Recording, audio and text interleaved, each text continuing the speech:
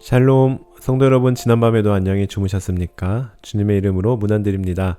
TKPC 새벽 묵상에 오신 것을 환영합니다. 오늘은 10월 24일 금요일입니다. 오늘은 토론토 블루 제이스가 32년 만에 월드 시리즈 진출하여 LA 다저스와 치르는 1차전 경기가 열리는 날입니다. 좋은 경기 결과가 있기를 바라고 응원하면서 오늘 말씀 묵상 시작하도록 하겠습니다. 오늘은 마가복음 9장부터 12장까지의 말씀을 통독하시게 될 텐데요.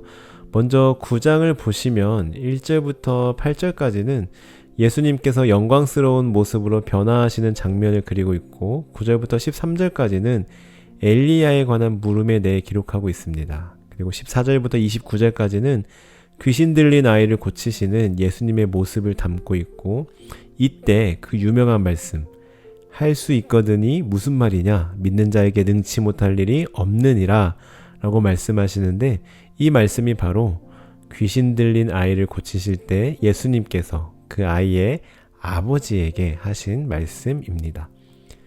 다음으로 30절부터 32절까지는 예수님께서 두 번째로 자신의 순환에 대해 말씀하시지만 여전히 깨닫지 못하는 제자들의 무지함에 대해서도 기록하고 있고요.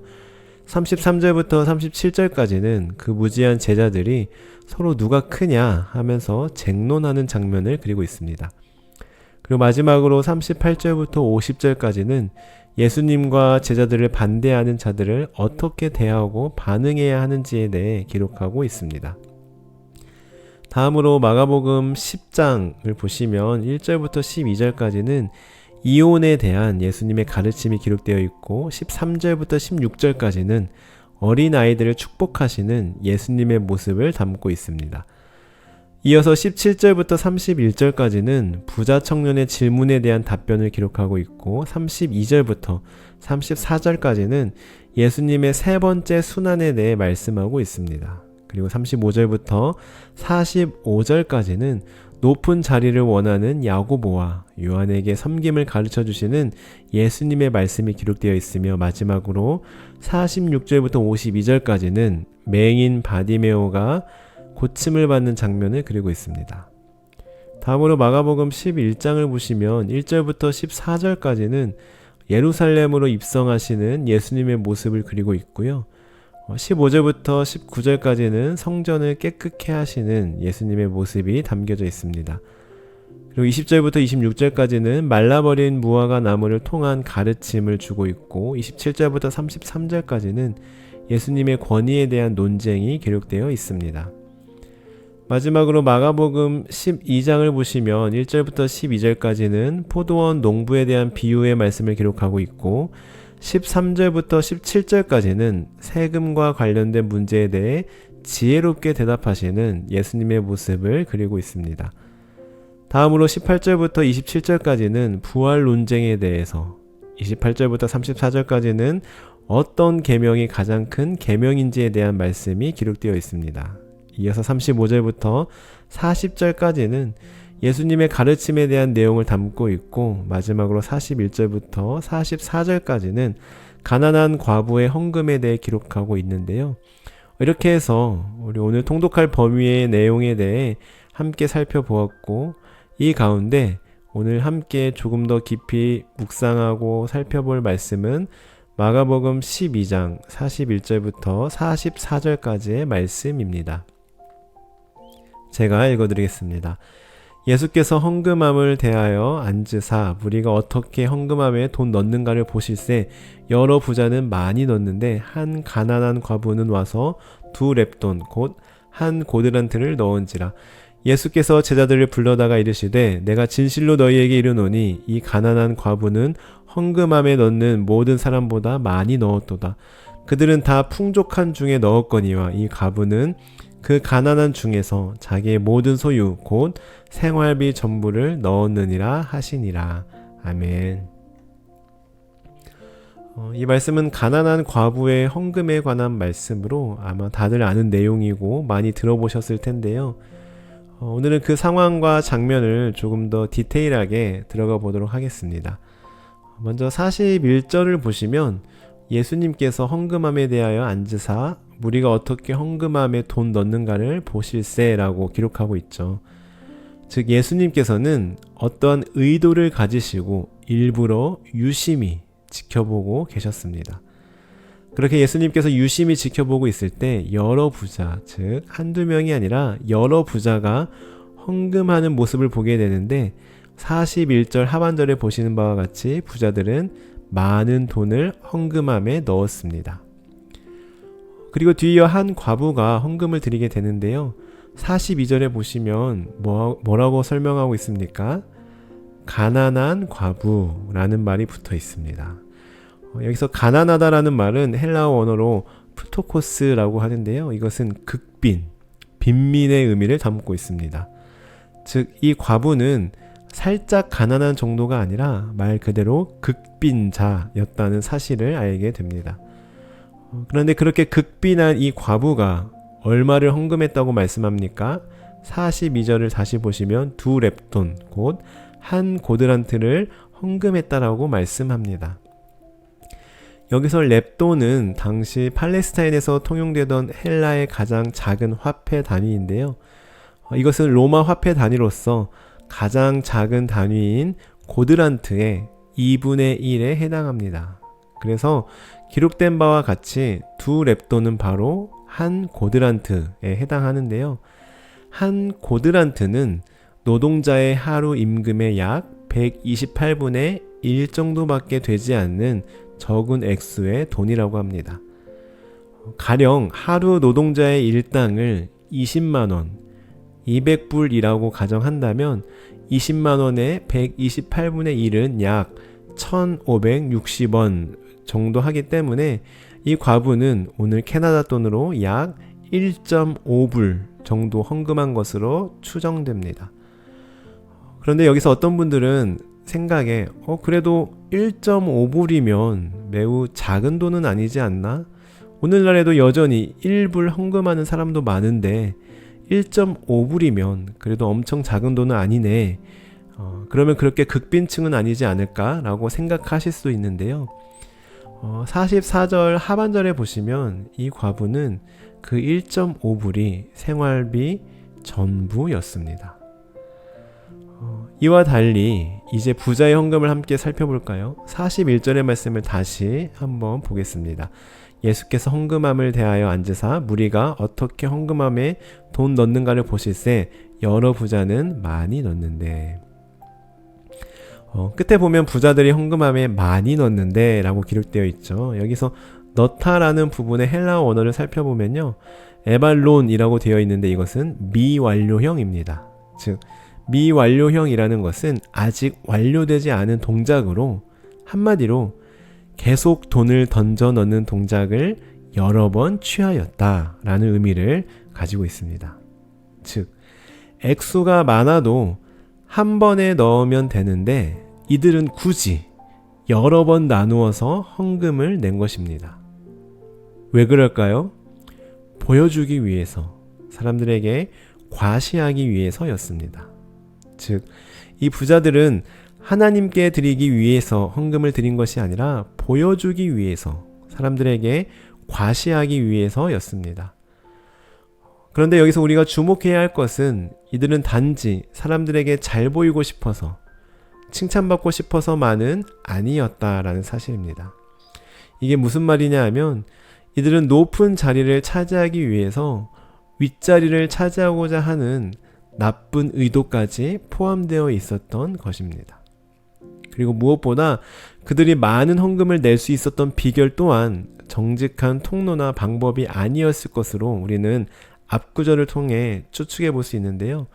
39절과 40절의 말씀을 한번 보시면 서기관들은 높은 자리와 잔치의 윗자리를 원하고 과부의 가산을 삼키며 외식으로 길게 기도하는 자다라고 말씀합니다. 즉 서기관들은 보호하고 돌보아야 할 과부와 고아들을 자신의 지위와 권력을 이용하여 오히려 착취하였습니다.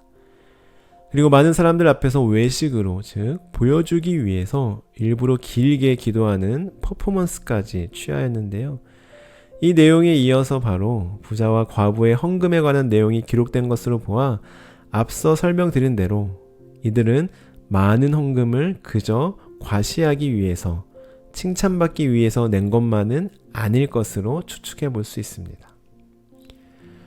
그렇습니다. 지금 예수님께서는 부자들이 단지 사람들에게 보여주기 위해, 칭찬받기 위해 헌금한 모습, 그것만 가지고 뭐라고 하시는 게 아닙니다. 사람인지라 누구든 다 사람들에게 인정받고 싶고 칭찬받고 싶은 마음이 있을 수 있습니다. 그러나 지금 예수님께서는 그들의 외식된 모습을 지적하고 계신 것입니다. 외식이 무엇입니까? 외식은 헬라어 원어를 살펴보면 프로파시스라고 하는데요. 이것은 거짓된 동기를 가리킵니다. 즉, 실제로는 악을 행하면서 이를 감추기 위해 남들이 보는 앞에서 일부러 큰 소리로 길게 기도를 하며 자신의 악행을 감추고 사람들이 보는 앞에서 일부러 여러 번에 걸쳐 보란듯이 헌금하여 부당하게 취득한 이득, 과부들과 고아들, 약한 자들의 것을 착취하고 정직하지 못한 방법으로 불법으로 돈을 번 것을 숨기고자 했던 것입니다. 그리고 예수님은 이것을 단번에 알아차리셨습니다. 여러분, 예수님은 이 부자와 가난한 과부의 헌금을 통해 액수를 말씀하고 계신 것이 아닙니다. 어떤 분들은 이것을 수학적으로, 비율적으로 계산하여 잘못 해석하는 분들도 계시더라고요. 즉, 가령 부자는 100만 원, 1000불이 있었는데 10만 원, 100불을 냈다고 가정하면 10분의 1, 10%만 드린 거고, 반면 과부는 1.5불이 있었는데 1.5불 다 드렸으니까 100% 다 헌금 드린 거기 때문에 예수님께서 이 과부를 칭찬하시고 그 헌금을 기뻐 받으신 거다. 액수가 중요한 게 아니라 퍼센트가 중요하다. 이렇게 내 전 재산의 몇 퍼센트를 드리느냐가 중요하다라고 말씀하시는 분들도 계시던데요. 지금 여기서 말씀하는 것은 그것이 아닙니다. 지금 예수님은 액수를 말씀하는 것도, 비율, 퍼센테이지를 말씀하는 것도 아닙니다. 내가 어떠한 동기로, 어떠한 마음으로, 어떠한 자세로 예물을 드리는지 그 중심, 그 마음, 그 동기를 보고 계신 것입니다. 예전에 좀 오래됐는데요. 뉴스에서 그런 기사를 접한 적이 있습니다. 어떤 사람이 회사 돈을, 꽤 많은 액수의 회사 돈을 빼돌려서 자신과 가족의 계좌에 분산시켜서 넣어놓고 일부를 교회에 헌금으로 냈다고 합니다. 그런데 얼마나 많은 회사 돈을 횡령했던지 헌금으로 낸 그 일부도 꽤 큰 액수였다고 하는데요. 그리고 나중에 들통이 나서 잡히게 되었는데 자기는 교회에 헌금했다, 좋은 일 하려고 한 거다라고 핑계를 대고 발뺌을 했다는 그런 기사를 아주 오래전에 한국에서 접한 적이 있습니다. 여러분, 과연 예수님께서 이 사람이 헌금하는 모습을 지켜보면서 뭐라고 말씀하셨을까요? 그 와중에 그래도 헌금할 생각을 하다니 그나마 기특하다, 잘했다 라고 말씀하셨을까요? 아닐 겁니다. 하나님께서는 그 헌금 절대로 받지 않으셨을 것 같습니다. 그리고 오히려 책망하실 거라 저는 생각합니다.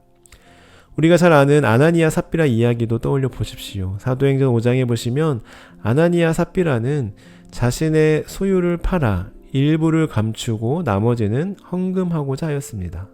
즉, 일부를 감추었다고 하더라도 그래도 헌금한 것 자체는 참 기특한 일 아니겠습니까? 아예 안 하는 사람도 있는데 그래도 소유를 다 일단 팔긴 팔았고 그 중에 얼마를 드렸으면 아예 소유를 하나도 안 판 사람보다는 잘한 것 아니겠습니까? 그런데 그때 베드로가 뭐라고 말합니까? 아나니아야, 어찌하여 사탄이 내 마음에 가득하냐? 내가 성령을 속이려고 하냐? 너는 지금 사람에게 거짓말한 것이 아니라 하나님께 거짓말한 거다 라고 꾸짖었고, 결국 아나니아와 삽비라는 그 일로 인하여 목숨까지 잃게 됩니다. 사랑하는 성도 여러분, 하나님은 헌금에 대하여 액수를 보시는 분이 아니십니다. 하나님은 월급의 몇 프로를 헌금으로 드리는지 비율, 퍼센테이지를 따지시는 분도 아닙니다.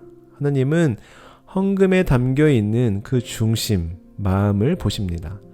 그 돈이 어떤 돈인지, 어떻게 벌어서 어떤 마음으로 드리는 헌금인지, 그 안에 나의 어떤 신앙 고백이 담겨져 있는지 그 동기와 마음, 중심을 보십니다.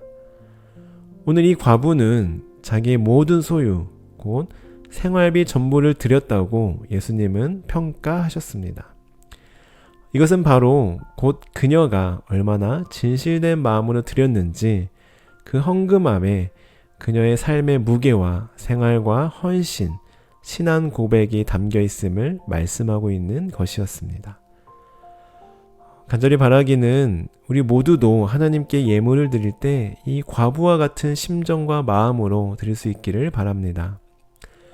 부득이하게 불법으로 취득한 그런 액수를 드리는 헌금, 이 헌금을 통해 또 다른 나의 이익을 취하기 위한 악한 동기가 담겨져 있는 헌금이 아니라 내가 정직하고 성실하게 땀 흘리며 벌어서 감사함으로, 진실함으로, 겸손함으로 마음을 담아 드리는 헌금. 돈 의지하지 않겠습니다. 세상 의지하지 않겠습니다. 오직 하나님만 의지하겠습니다. 하나님께서 내 삶을 책임져 주실 줄로 믿습니다. 하는 신앙 고백이 담긴 과부와 같은 헌금을 하나님께 드릴 수 있는 저와 여러분이 되었으면 좋겠습니다. 그리하여 우리가 드리는 예물은 하나님께서 기뻐 받으시고 하나님 영광 위하여 사용되는 은혜가 임하길 주님의 이름으로 축원합니다. 기도하시겠습니다. 하나님, 오늘 부자와 가난한 과부가 드린 헌금을 통해 그 모습을 통해 우리가 어떠한 마음과 어떠한 자세로 어떻게 하나님께 예물을 드려야 하는지 깨닫게 하시니 감사합니다. 하나님, 저희들 하나님께 감히 더러운 돈 드리지 않게 하시고 그런 마음조차 먹지 않도록 주장하여 주시며 정직하고 성실하게 땀 흘려 진실함으로 감사함으로 마음을 담아 하나님께서 기뻐 받으시는 예물을 올려드리게 하옵소서. 감사드리며 예수님의 이름으로 기도드립니다. 아멘. 계속해서 개인적인 기도 제목을 가지고 기도하도록 하겠습니다.